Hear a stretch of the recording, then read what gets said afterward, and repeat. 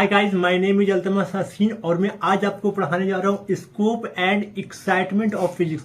तो इसमें आपको मैं दो भाग में बांट के पढ़ाऊंगा। पहले मैं आपको पढ़ाऊंगा स्कोप ऑफ फिजिक्स, फिर मैं पढ़ाऊंगा एक्साइटमेंट ऑफ फिजिक्स।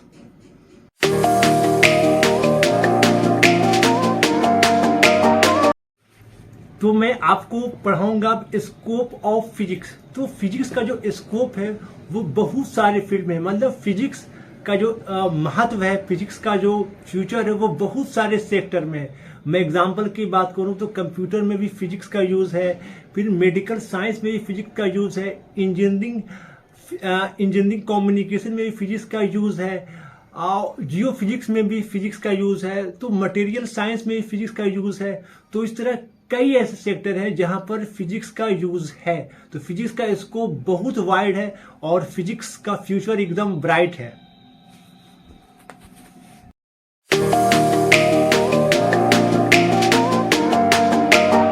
अब मैं आपको बताने जा रहा हूं excitement of physics. That means physics बहुत ही ज्यादा एक्साइटेड सब्जेक्ट है। मतलब फिजिक्स पढ़ने में बहुत ज्यादा मजा आता है। क्यों?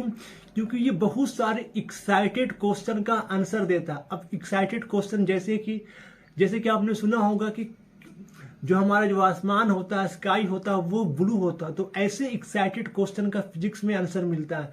जो हमारा रेनबो होता है, जो हमारा इंद्रधनुष होता है, उसमें रंग होता है, कलर होता है। तो इस तरह के क्वेश्चन का आंसर देता है। तारे जो होते हैं वो टिमटिमाते हैं। तो इस तरह का क्वेश्चन भी फिजिक्स में आंसर इसका मिलेगा आपको। तो इसी तरीके से जो बोट होते हैं वो फ्लोट करते हैं। तो इस तरह बहुत सारे ना जाने कितने ऐसे एक्साइटेड क्वेश्चन है जिसका आंसर फिजिक्स में मिलता है, बड़ा आपको आसानी से मिलता है। और फिजिक्स इसी के लिए फेमस है। फिजिक्स में बहुत सारे एक्साइटेड क्वेश्चन जो हमें बहुत ज्यादा एक्साइटेड कर देते हैं अंदर से, वैसे क्वेश्चन जिसको जानने के लिए हम बहुत ज्यादा उत्तेजित हो जाते हैं। तो वैसे क्वेश्चन का आंसर फिजिक्स में मिलता है।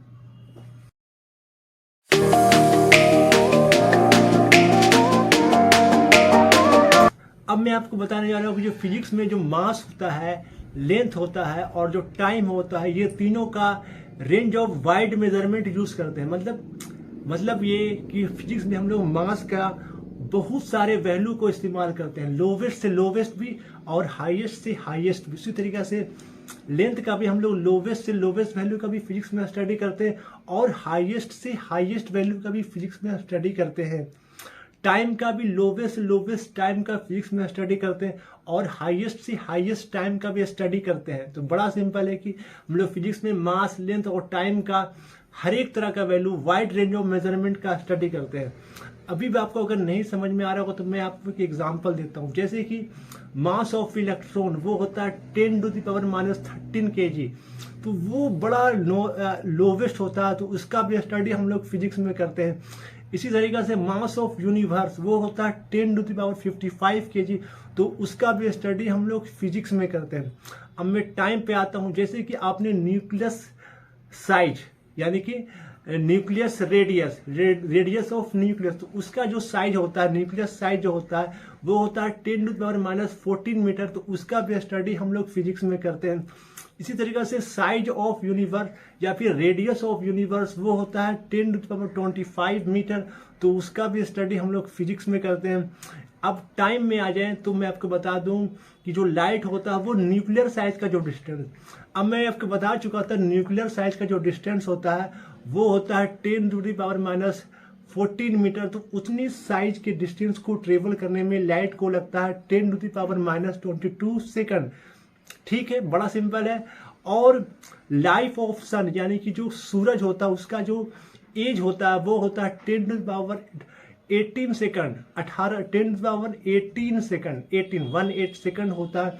तो ये सब, चाहे वो मास हो, लेंथ हो, टाइम हो, ये सब का हम लोग बहुत ही ज्यादा वाइड रेंज में मेजरमेंट का स्टडी करते हैं। तो फिजिक्स में हम लोग, अब एक बात आपको और याद रखना है कि जो मास हो, लेंथ हो, टाइम हो, ये सब का जो रेंज ऑफ मेजरमेंट तो बहुत ज्यादा है, वाइड है, बट इसका स्टडी हम बड़ा सिंपली तरीका से कर लेते हैं। तो इसी के साथ मैं आज का टॉपिक आप एंड करता हूं और कल मैं दूसरे टॉपिक फील्ड्स ऑफ फिजिक्स के बारे में पढ़ाऊंगा। तो बाय बाय, टेक केयर, कल मिलते हैं।